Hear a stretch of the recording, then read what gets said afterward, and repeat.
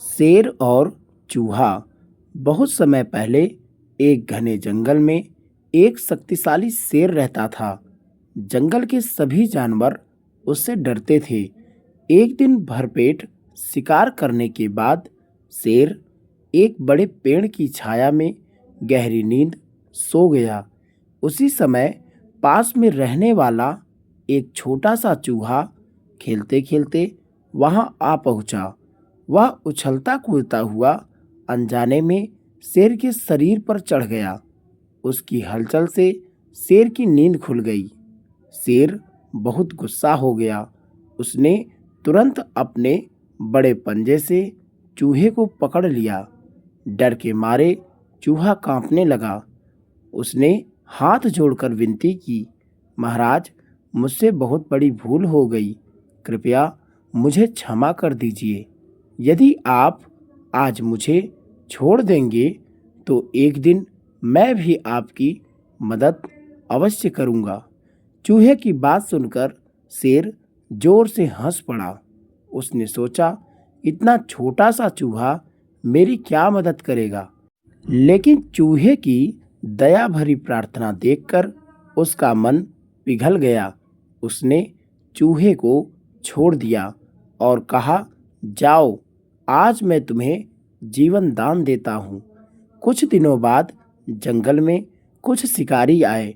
उन्होंने शेर को पकड़ने के लिए मजबूत रस्सियों का जाल बिछा दिया। शिकार की तलाश में घूमते हुए शेर उस जाल में फंस गया।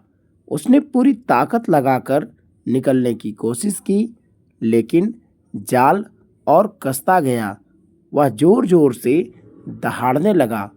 शेर की दहाड़ सुनकर वही छोटा चूहा वहां पहुंच गया। उसने देखा कि शेर बड़ी मुसीबत में है। बिना समय गंवाए उसने अपने तेज दांतों से जाल की रस्सियां कुतरनी शुरू कर दी। वह लगातार मेहनत करता रहा। कुछ ही देर में जाल कट गया और शेर आजाद हो गया।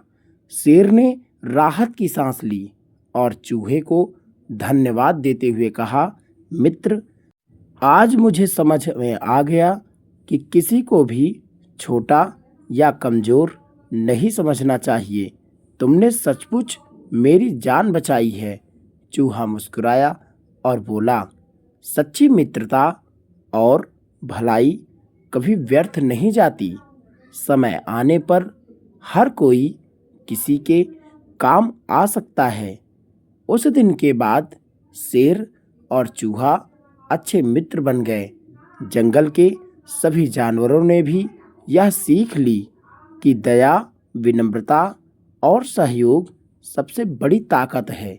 इसलिए शिक्षा के लिए मित्रों, कभी भी किसी व्यक्ति को छोटा या कमजोर समझकर उसका अपमान नहीं करना चाहिए। दया और भलाई का फल हमेशा अच्छा मिलता है और समय आने पर छोटा से भी छोटा व्यक्ति बड़ी सहायता कर सकता है। धन्यवाद।